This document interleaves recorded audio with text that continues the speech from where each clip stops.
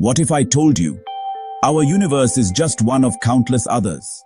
Let's explore the multiverse theory. Picture this. Our universe is like one bubble in an endless sea of bubbles. Each bubble represents a different universe with its own unique rules and constants.